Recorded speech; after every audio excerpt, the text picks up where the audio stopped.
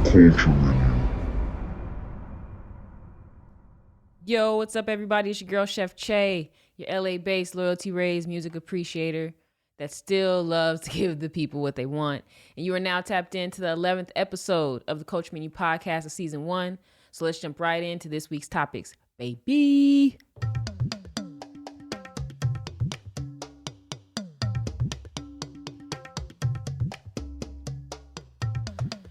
Wow, what a week. What do we do this week? We had Thanksgiving. So I'm late. I'm a day late. I'm almost positive I'm about to be a day late to deliver you guys this episode, but I'm sure you guys understand. And even if you don't, I don't care. Um, Quite the week. How did my Thanksgiving go? How did you guys' Thanksgiving go? Like we discussed, Thanksgiving can be a rough time. Family you don't fuck with, family you do fuck with. Spades is being played.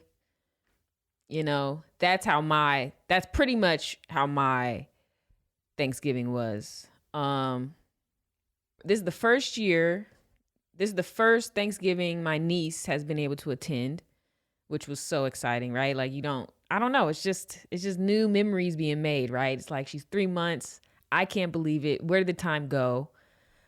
And it also brings into perspective how COVID is affecting my relationships, right? Like, I'm sure I will see my niece so much more. I already see her once to twice a week, but I'm sure I will see her so much more if we weren't in COVID, which, you know, it sucks. So Thanksgiving, I think that's what made my Thanksgiving the most special, was just having my niece there, whether she was crying uncontrollably or not. Okay. But, what else did we do? We didn't have too many family members. Obviously, it was like, you know, the lockdown is starting to happen again. So I think it was only like seven of us total. And that felt good to me. That felt good. It was like all the things I was projecting early on in the month, like, oh, I'm gonna have to see family members I don't like, da da da. It like ended up not being that at all, which is great. It's like God knew. There's good and bad of COVID, right? Like, I don't have to see my family, but at the same time, I don't get to see my niece as much. So, and I just want to make this very clear, because I always feel weird about talking about Thanksgiving and celebrating and things like that. And let me just be very clear. We don't celebrate Thanksgiving, right? I feel like my family just celebrates each other, and we appreciate the day given to us to spend time with each other. It's not about celebrating the Thanksgiving American tradition. I think we all know that that's a boatload of shit. And at the end of the day, we're still going to have the day off. Everyone's going to be eating. We might as well just kind of do that. And so I just wanted to say that, like, I personally don't celebrate Thanksgiving as what it stands for in the United States of America. I celebrate Thanksgiving appreciating my family, being thankful and grateful for my family, being grateful for the food that I'm receiving, I'm able to receive, and just the love. Just the love.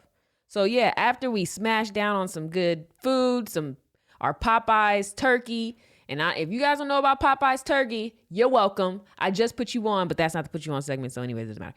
Popeyes turkey is delicious. We've had it for like 5 years now. Oh my God.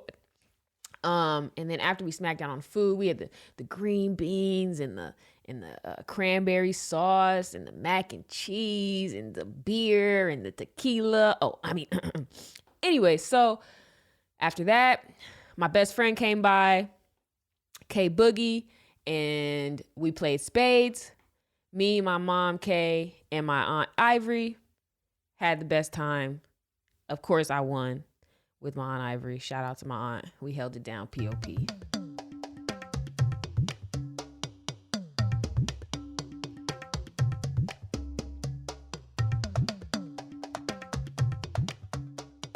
I kind of touched on it a little bit, but, you know, we have a new LA stay-at-home order, guys. Why? I mean, I get it. I want us to all stay safe. But I feel like if those folks like to be outside, let them niggas be outside. You know what I'm saying? They want to go catch Corona, Farona, Pajona, and flu, then let them. You know? This shit is ridiculous. I don't leave the house any more than I did 5 months ago. And it should be the same way. It should be the same way all around. And I don't know why you people are deciding to go shopping and hit up Black Friday in stores when there's a whole online situation. Like, you guys just choose to be out in these streets. If you choose to be out in these streets, you should get what the streets give you. So it just bothers me that we're like on this lockdown and we have curfews and shit. I don't like being contained. I mean, I'm not going anywhere, but I still hate being contained for other people's nonsense. Some of these rules are just like, duh, or even stupid, right? So like, oh, what's one of these rules for our new LA lockdown? It's a ban of gatherings except for worship and political protest. Okay. Doesn't sound like a ban of gatherings to me, because that's the only reason niggas is outside. That's the only reason. We outside because we have to be, because y'all still killing us while we inside, which makes no sense. I feel like I've seen more rest in peace photos in the last 8 months than I have ever. And it's so mind-boggling to me because we're inside. We're supposed to be inside. Somehow, our people are still getting shot outside. I don't understand. So yeah, guys, you can't go anywhere except for church. And if you want to go out and protest, you can do that.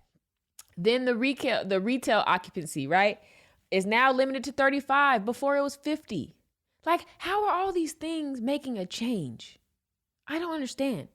Oh, you can go to outdoor museums and zoos at half capacity. Okay, you can go to gyms. It's like not even a lockdown really when we look at it. Well, as I'm looking at it, you can go to the gym. You can go miniature golfing. You can go to batting cages. You can even go go-kart racing. But you can't get a facial. Card rooms must shut. Schools and childcare rules largely left unchanged. Of course. Because those people in the rooms making these changes, they don't want their children any more than they have already. Restaurants in most of LA County can now offer only takeout and pickup. Outdoor dining areas were ordered shut down Wednesday night. You can't be out the house from 10 p.m. to 5 a.m. This is crazy. Virus now more widespread. Yeah, I would assume. I haven't seen Trump say or do anything since he lost the election. It's like we were damned if we did, damned if we don't. I knew that. If we made him lose the election, he was gonna be like, fuck you guys until I'm out of here. And I think he's been doing a great job at that. But you know what? Life is a box of chocolates.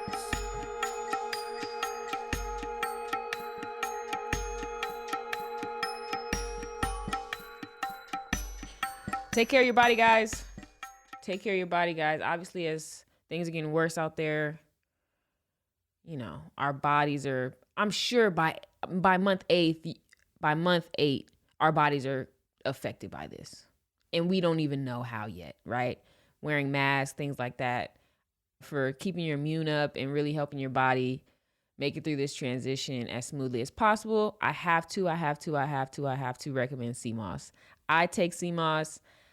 I make sea moss. Anybody that's around me that asks for sea moss, I'll make it for them. Sea moss is so nutritious. It's so good for the body. The minerals it gives into your body is just so important.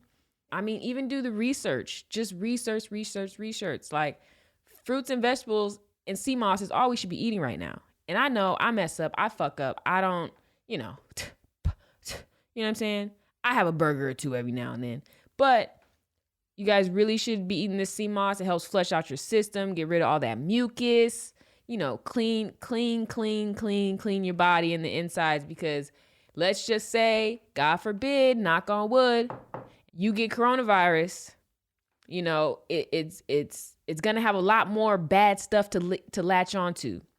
So stay healthy, stay exercising, stay happy, and get that sea moss in your body.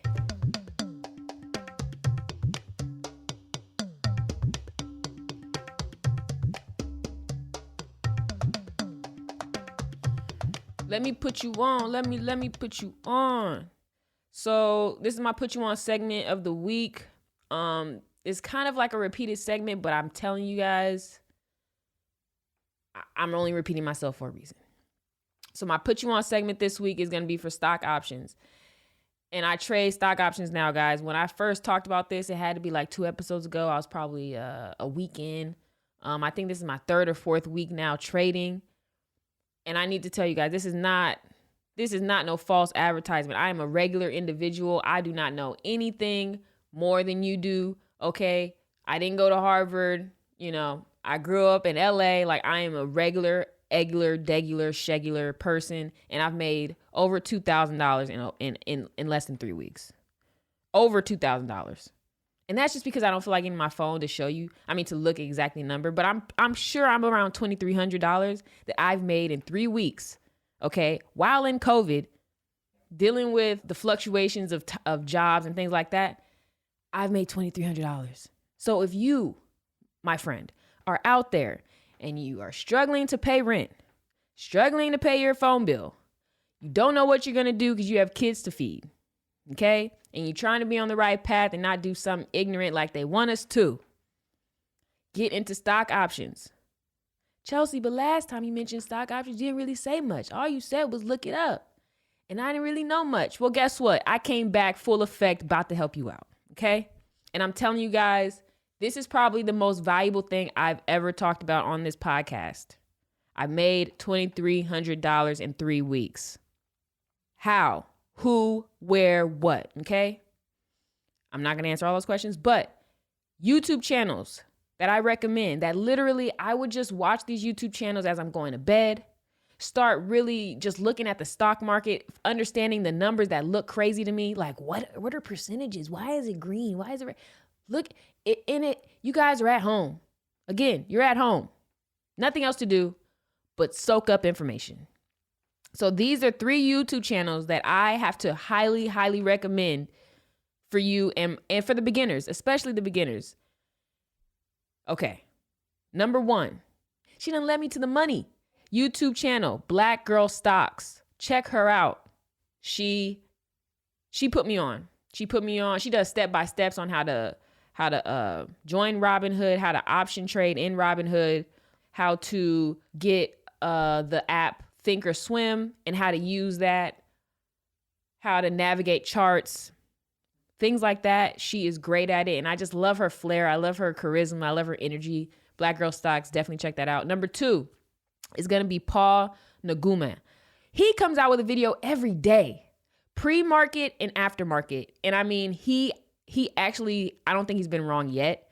And again, stocks are stocks. They fluctuate. No, there is no real yes or no answer. We don't know for sure, but he has been on point for me almost 100%.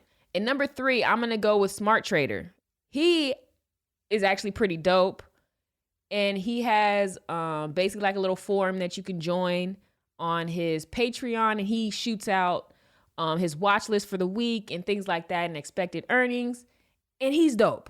I definitely highly recommend you check out these 3 YouTube channels. Also, starting with as little as $50 to $100, you can be making money, okay? You could be making money. And I promise you, you're going to have errors. You're going to have days where you lose a lot of money. I've lost $500 and $400 in sittings, but I've made so much more than that. To still have my profits at $2,300 is amazing. So again, guys, please take my advice. I'm trying to lead you at the way that I'm going and I see potential in. And if you have any additional questions, especially, during COVID, if you have any additional questions that I don't touch on here because I don't feel like I should be the person doing all the research for you, but you can always ask me. I am here. I just want to inform you guys. I want to support you guys. And I just want to put you on, dog.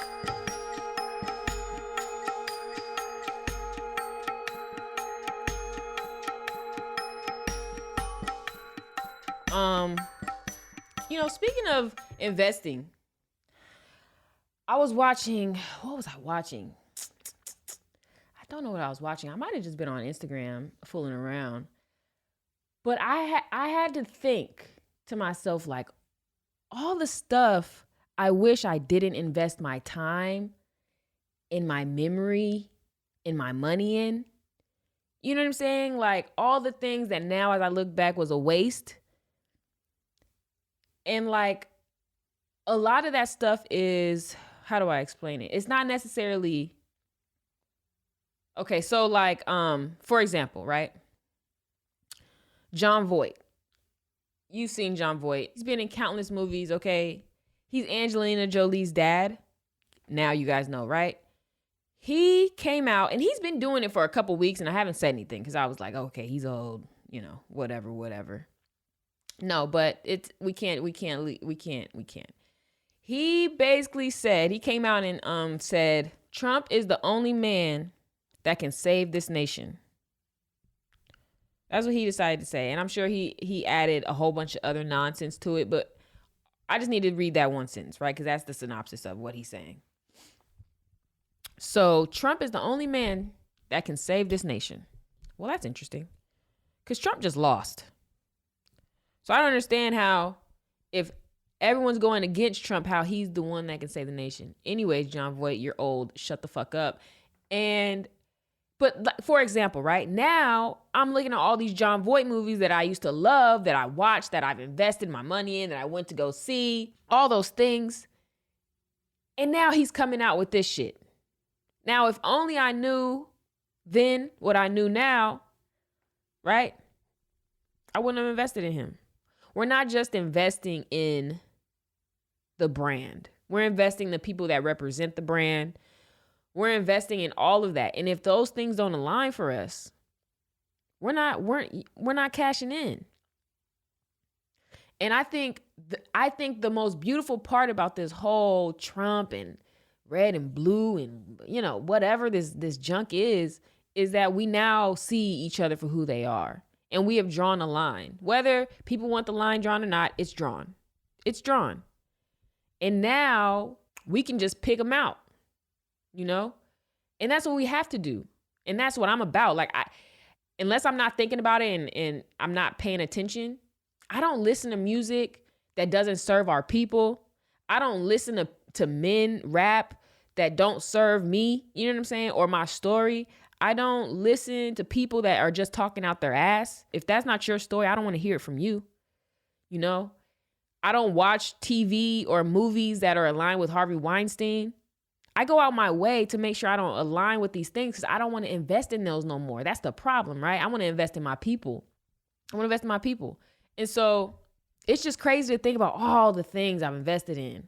The women, the clothing, you know, Hollister. I know I bought a Hollister sweatshirt or two or some jeans. And back then, I guess we just felt like we had no choice. And I think now it's just a beautiful time to see people really putting their foot down and really, really speaking up and standing up for what they believe in.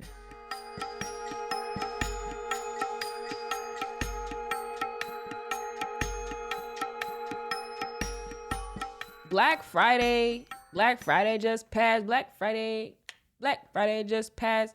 And Cyber Monday is coming up. Make sure you guys invest in your people, okay? Make Black Friday about black businesses. Fuck these Targets and Best Buys that making their quota regardless, okay? And in college, I learned that literally prices are fucking made up.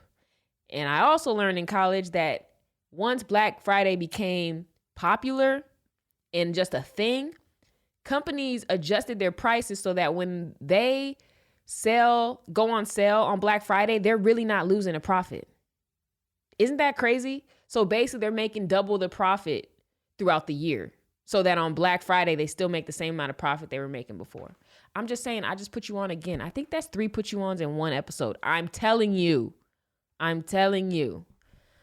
Make sure you invest in these black companies. I did my due diligence. Of course, there were little things that I bought. You know, I fucked up and went to Nike. But I also bought from, let me look in my emails, you know. Obviously, I had to rock with the marathon. Obviously, I had to support black colleges and grab me a sweatshirt. Obviously, I had to go grab a Henry mask because we still in Corona. Obviously. I mean, come on, guys. Keep up. And even if you're like, oh, I don't have no money. It's like, bro, you gonna buy something this year. Help us out. We trying to do something. Black lives matter. Black money matters.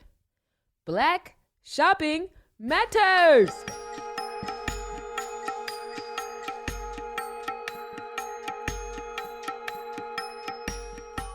Did you guys catch, before we, wrap it up, did you guys catch the Mike Tyson, Roy Jones Jr. fight? Opening with the Jake Paul, Nate Robinson fight. And I'm not going to be no typical ass human being and talk shit. I'm not. I can't, right? Because Jake Paul and Nate Robinson, first of all, are completely out of their element. I don't even know. I mean, I think I saw Jake Paul. I didn't see, but I heard he fought before. But he's not a professional. This guy's a YouTuber. Nate Robinson plays basketball, and he's shorter than the rest. Okay? And he's dope at basketball. Like, these two are heavy hitters in their world, right? Jake Paul's a heavy hitter in YouTube. Nate Robinson is a heavy hitter in NBA. And you can't be mad at how this turned out. Yes, Nate Robinson got knocked out. But how courageous was it, right? How courageous was it? You never see people doing things outside the elements. So all I can do is give you a round of applause. Both of you guys. Jake Paul, Nate Robinson, you guys did a hell of a job. Hell of a job. Hell of a job. And I thought it was dope. And they got paid $600,000. I don't care. Some niggas get knocked out for free. He got knocked out for $600K in Corona. I'll take it. You niggas move on so fast, you won't even remember this next week. Y'all forgot Nipsey. Anyways. Also, shout out to Mike Tyson and Roy Jones Jr. for doing it for the culture. Like, all these people, you have to know, all these people are doing all these things during Corona for our pure entertainment. They're not doing it just for them and like their little cash out. They're doing it for entertainment. Mike Tyson just came out of retirement for us. Roy Jones Jr., old ass, just came out of retirement for us. And it was a draw. I didn't expect that. I expect Mike Tyson to knock that nigga out. But it was a draw, and I have to respect it. I have to respect two old niggas bowing out. As they should have.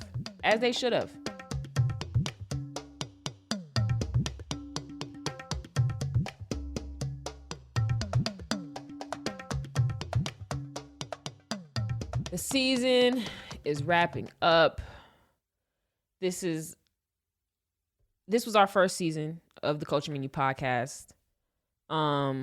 We have one more episode coming up, guys.